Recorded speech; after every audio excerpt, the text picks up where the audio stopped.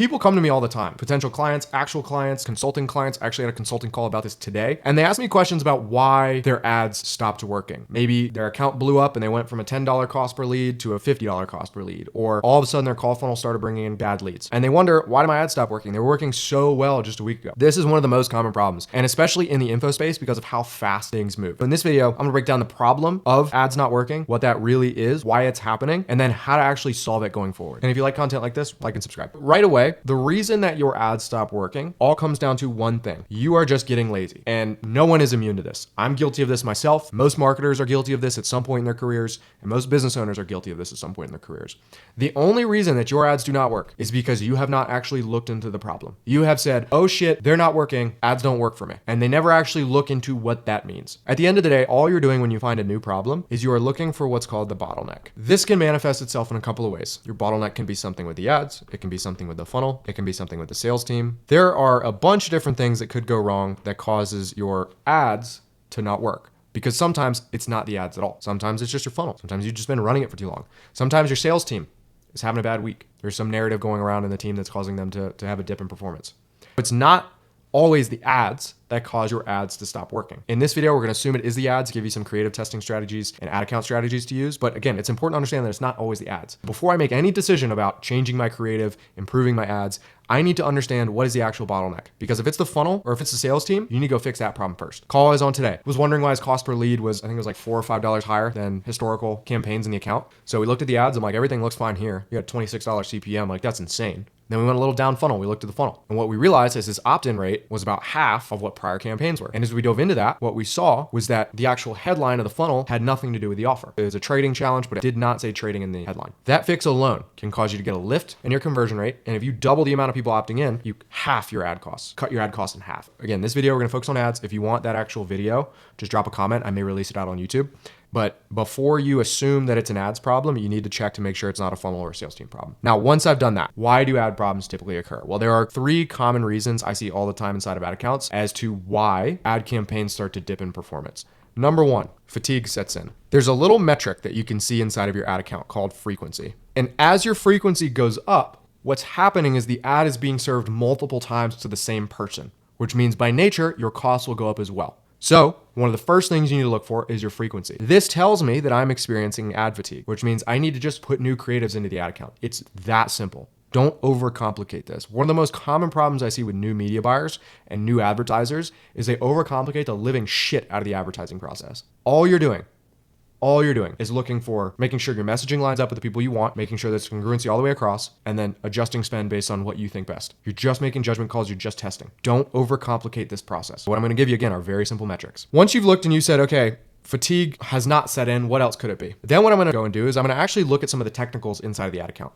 And I'm gonna look for something that says cost per result goal or what's called the bid cap. All this is it is the number or the cost per lead or cost per call or cost per result that you want Facebook to optimize for.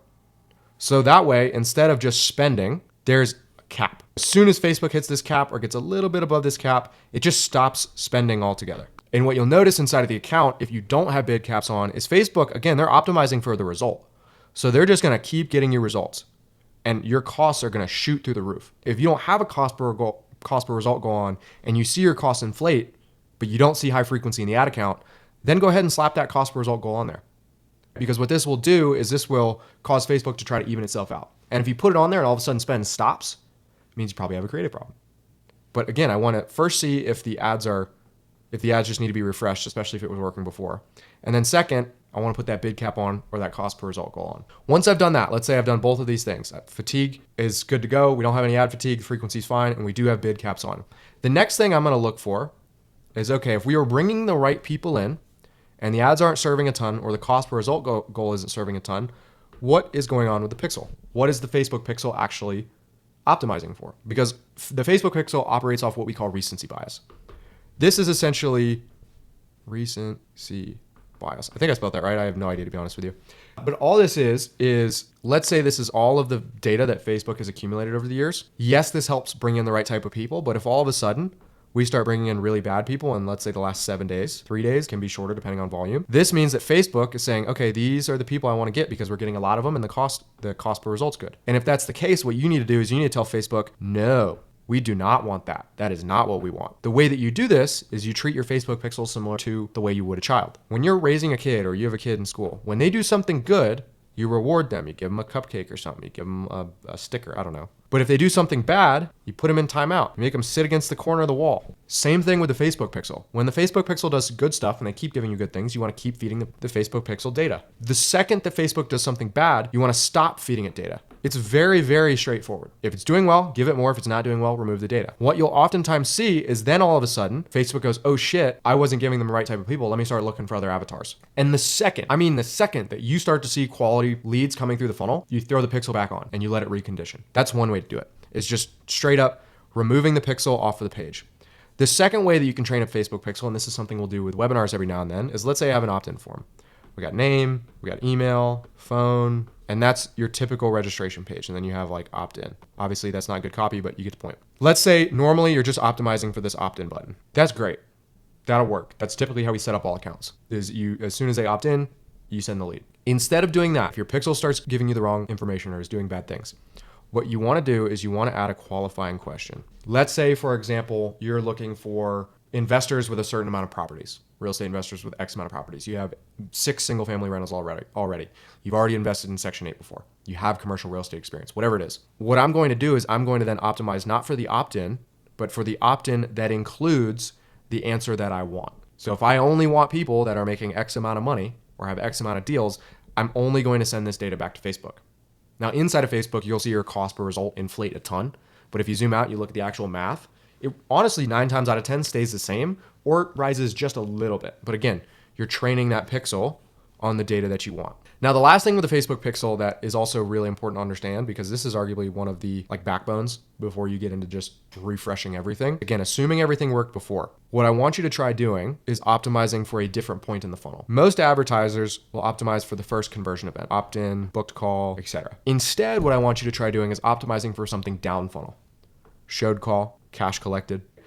What happens is these are actually the people that you want. You want people that are showing up to calls. You want people that are booking calls. You want qualified calls. What you can do is you can feed this data to Facebook to then say, hey, I only want these types of people. Similar effect to what we talked about here, but just more down funnel. So it'll cost even more, but again, you're going to bring in the right people. And what you can do, if you're not already doing this, is you can set this up to feed to 2 different events. So let's say I have a lead event and let's say I have a purchase event. I can optimize my campaigns for the lead event to start, but at the same time, optimize that same campaign for purchase event.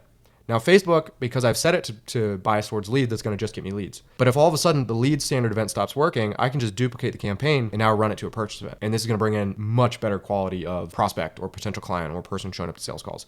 So that's the last thing in terms of the pixel. Now, if you've gone through all 3 of these things, your frequency's fine, your cost per result goal's fine, your pixel, you've done all the best practices to get the right types of people in. Here's how to solve it from an ads perspective. We kind of touched on this in a couple of ways, but here's what's happening from an ads perspective is your messaging plus congruency may not resonate with your avatar. So someone may click an ad and then they go to the funnel and the funnel doesn't make sense in relation to the ad. It's like if you sell rifles through an ad, I don't know if you can sell guns, but if you sell rifles on an ad and they click on the ad and now they're in a page about women's makeup, those do not line up. And so I can have great ad metrics, but I'm not going to be booking a call or trying to learn more or purchasing makeup. It's just not, there's no congruency there. So that's the first thing you want to look for. If you have congruency between your messaging and your funnel, and you can get granular with this, but at least high level, if you talk about trading and you have trading come up, cool, we're good there. Then what I want to do is see if the messaging actually resonates. So are there specific angles that work well or that don't work well? I want to remove the ones that don't work well. This is, again, let's say we got a bunch of people coming from a specific ad and the quality of those people is shit. Well, then we want to stop running that ad. It's very, very simple. And a lot of this information comes from your sales calls. If you want to know exactly how we do this type of stuff, there's going to be a link below. You can book a call to speak with myself or a member of my team about how we help scale high ticket info products or high ticket through paid advertising. These sales calls and this sales call Rolodex is like the backbone of this entire fucking thing. Without sales calls, you're shooting in the dark. And you can get it to work, but you also can't hold your salespeople accountable and you can't take the exact words out of the prospect's mouth. So you need sales calls. And this allows you to then find more of these winning angles. That's all we're doing. When it comes to your ads not working, again, the problem, typically it's fatigue setting in, H cost per result goal set. It's you don't have pixel conditioning best practices, or worse, your messaging isn't congruent with your current funnel, or you just have shit messaging to begin with, which again is all going to be based off of your sales calls. That's a common problem. That's why it happens. If you want to solve it, follow those 3 steps. If it's just fatigue, refresh the ads. It's very, very simple.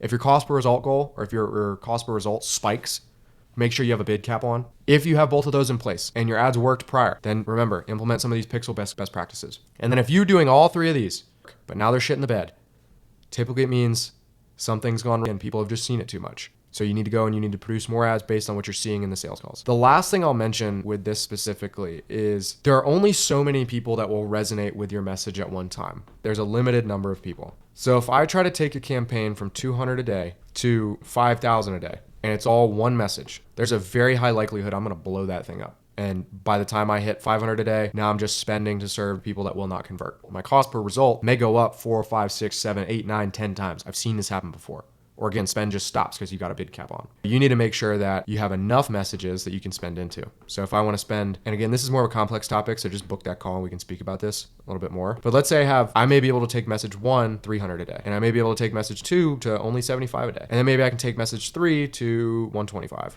And then maybe message 4 I can take to, 500 a day. What I've done is I've actually reached a total of 1K a day in spend because I have found the caps or the maximum amount I can spend for all of these. And all you're gonna do when you do this is you're just gonna slowly, honestly, you can do it a little more linearly too. You're just gonna slowly push up spend where you're monitoring your cost per result. As soon as it blows up, that's where you stop. And then you say, cool, I'm gonna put this to the side. And then I'm gonna do it again. Let's say it stops here. Cool, I'm gonna put this aside. And now I've got message 1, message 2, etc. So I hope that helps you guys in terms of how to make sure your ads continue to work. Some of the most common problems we see, what to look for, why this happens, and then how to solve it. And so if you do own an info product, if you sell a high ticket product or service, there's gonna be a link below. You can book a call and speak to myself or member of my team about learning more about this stuff. And again, we'll do an in-depth audit into your current situation. I hope that helps, guys. If you have any questions, let me know in the comments below. Like, subscribe, and we'll see you in the next one.